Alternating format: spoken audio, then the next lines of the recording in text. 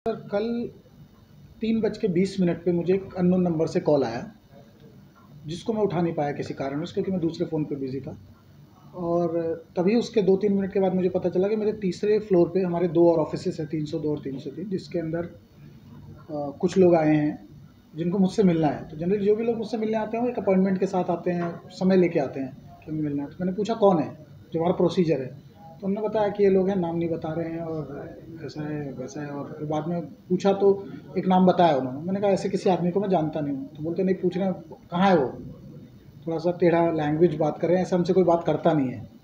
तो ऐसे करके बात हुआ और उसके बाद तब तक ये सब हो रहा था, मैंने उस नंबर पे फ़ोन कर दिया, क्योंकि उन्होंने बोला था फ़ोन क्यों नहीं उठाया। तो मैंने कहा सर बताइए। तो बोले तेरे को फ़ोन करते उठाने का नहीं, ये सब बात किया उन्होंने। देन दी सेड कि कहाँ हो आप। मैंने कहा मैं बाहर हूँ, मैं आता हूँ आपके पास। तो उन्होंने बोला प्रकाश सुर्वे साहब के ऑफिस आना है, चलो अभी। मैंने कहा सर अभी तो नहीं, मैं सैटरडे को टाइम दो आप, मैं आता हूँ। तो बोले 12 बजे आ जाओ। मैं बोला ठीक है। ये बात करके मैं रखा हूँ 3:35 फ़ोन।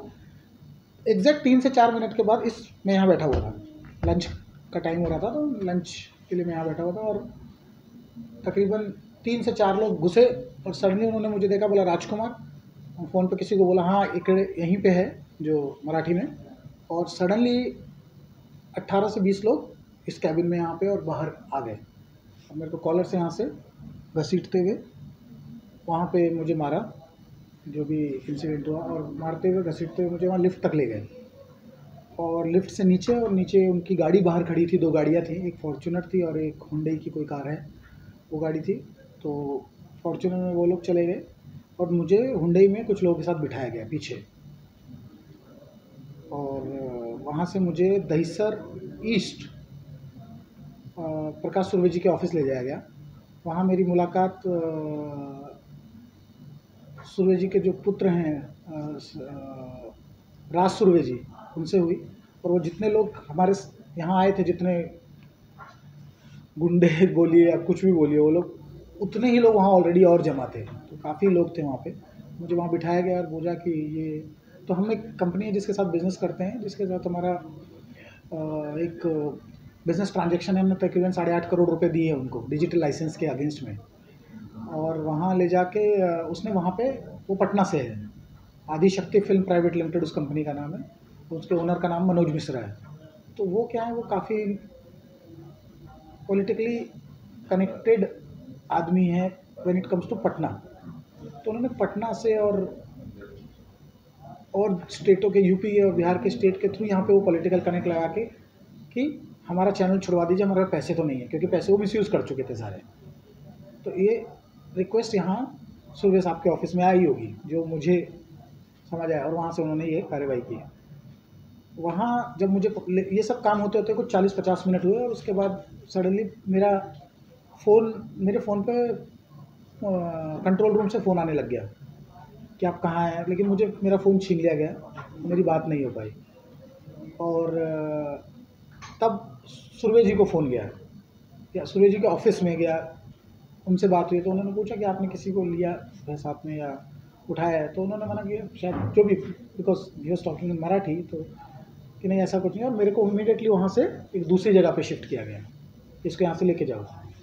और पुलिस वालों को, तो मेरा फ़ोन मुझे अब वापस दे दिया गया तकरीबन 40 मिनट बाद। और उसके बाद वो लोग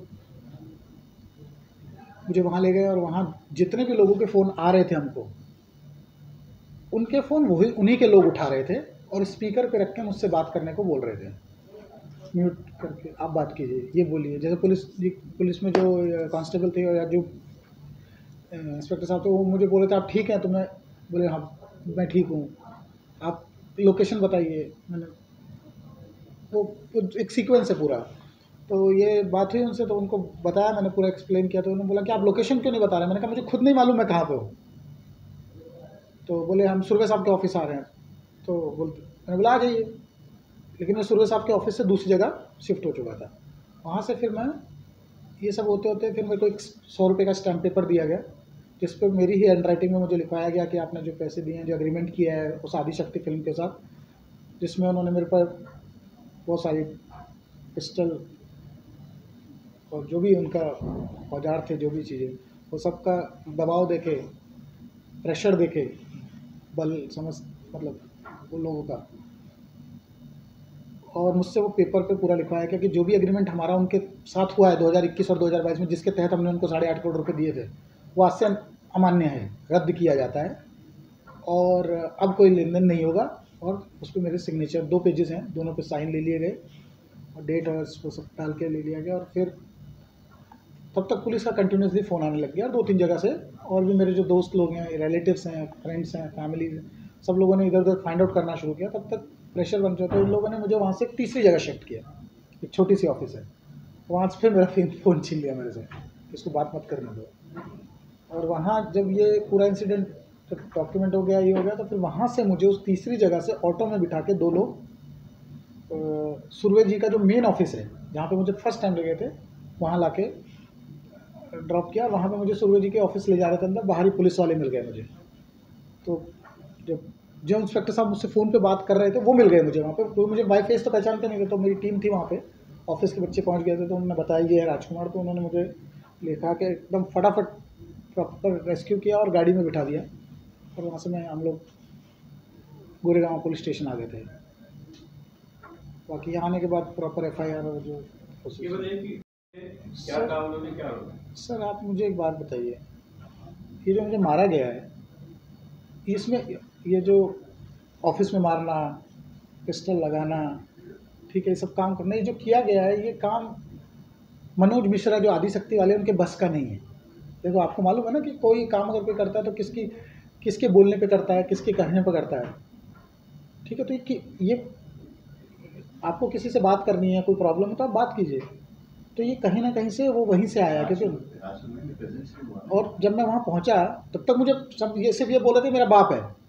जब मैं वहाँ पहुँचा तो मुझे सामने मिला ना, जब वहाँ सुरभि साहब के ऑफिस पहुँचा तो राज सुरभि सामने ही था मेरे साथ, सब बात हुई है मेरी वहाँ पे कि ये जो अभी है इसको ख़त्म कीजिए, इनका चैनल वैनल छोड़ दीजिए, ये हमारे भाई हैं, मित्र लोग हैं, ये सब ख़त्म कर दीजिए, इसमें कोई लेना देना नहीं है, ठीक है। और क्या नाम है, पैसे वैसे जो भी आपके बनते हैं वो आपको जैसे आपसे मिल जाएंगे।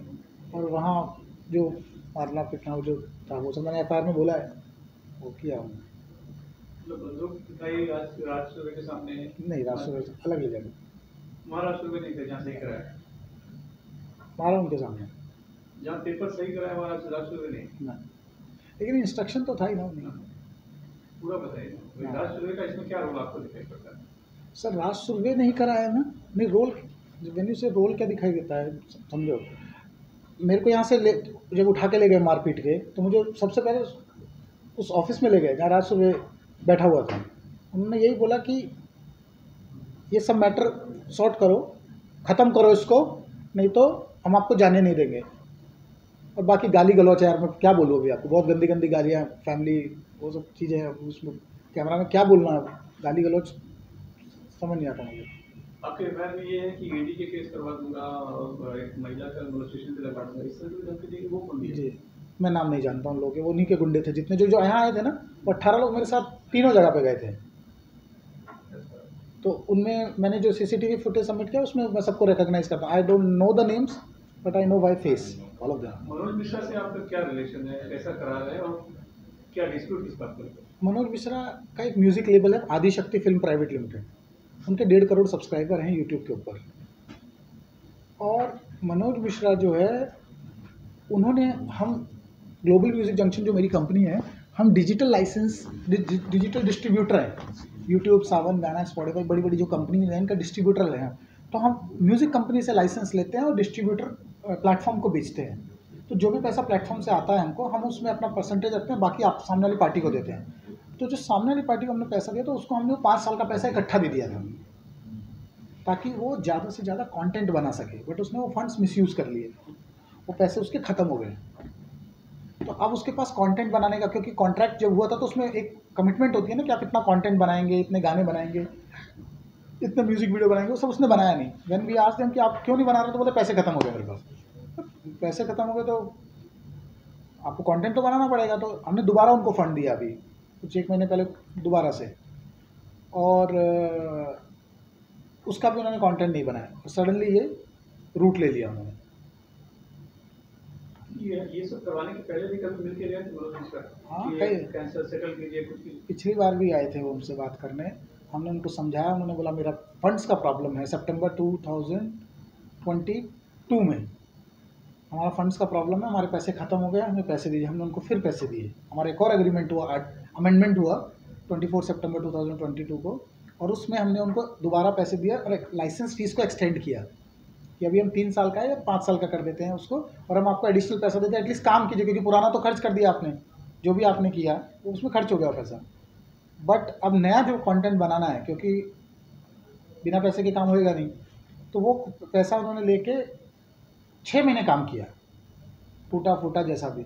और फिर से जब मार्च आया, ये फरवरी एंड और मार्च में फिर से इन्होंने वही काम चालू कर दिया। मेरे को पहले भी फ़ोन आए हुए हैं, यूपी से भी आया है, दिल्ली सेंटर से भी कराया है, लखनऊ से भी आया है। बट क्या है, सबने प्रॉपर तरीके से बात की, हमको बुलाया गया, हम गए, हमसे बैठ के पूरा मुद्दा समझा गया, हम अपने लॉयर के साथ गए, हमने समझाया, मैं बोला ठीक है। ये मारपीट वाला सिस्टम थोड़ा सा सरप्राइजिंग और शॉकिंग है। मगर मिश्रा चाहते क्या है? वही कि पैसा खा लिया, चैनल उनका उनको वापस मिल जाए, दूसरी पार्टी को देके 8-10 करोड़ और उठाएं और उनको भी ऐसे परेशान करें जैसे मुझे कर रहे हैं। क्योंकि उनका जो चैनल है, मेरे पास मॉर्गेज है, और समझिए लाइसेंसिंग है ना, वो आपको मैं अगर पैसे दे रहा हूँ तो मैं उसका लॉक इन साइन करूँगा, तो मैंने लॉक इन साइन किया हुआ, वो लॉक इन वो पूरा नहीं करना चाहते। जो कंटेंट उनको, जैसे आप घर पे लोन लेते हैं तो आप ईएमआई भरते हैं, अगर आप ईएमआई भी भरोगे, बाउंस हो जाएगी 3 ईएमआई, तो आपको नोटिस आने लगेंगे, राइट। तो आप बैंक में जाकर उस बंदे को नहीं मारना शुरू कर दोगे जिसने लोन सैंक्शन किया है। तो वो प्रोसेस है। इन्होंने किसी ने डॉक्यूमेंट देखा ही नहीं। मैंने बोला भी आप हमारा एग्रीमेंट पढ़ लीजिए, उनके टर्म्स एंड कंडीशन पढ़ लीजिए, बट उन्होंने वो एग्रीमेंट देखने की जरूरत नहीं। बोला नहीं वो सब नहीं देखने का अपने को, वो क्या कर रहे हैं देख के, बोल रहे हैं भाई है तो ख़त्म करो उसको, छोड़ दो चैनल, अभी छोड़ दो।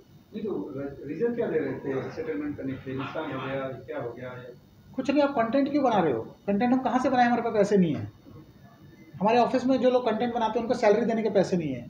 क्यों? क्योंकि आपने पटना में 4 माले की ऑफिस बना ली है, घर बना लिया है, 2-2 फॉर्चूनर, एक फॉर्चूनर खरीद लिए, इधर उधर पैसा खर्चा कर दिया ना।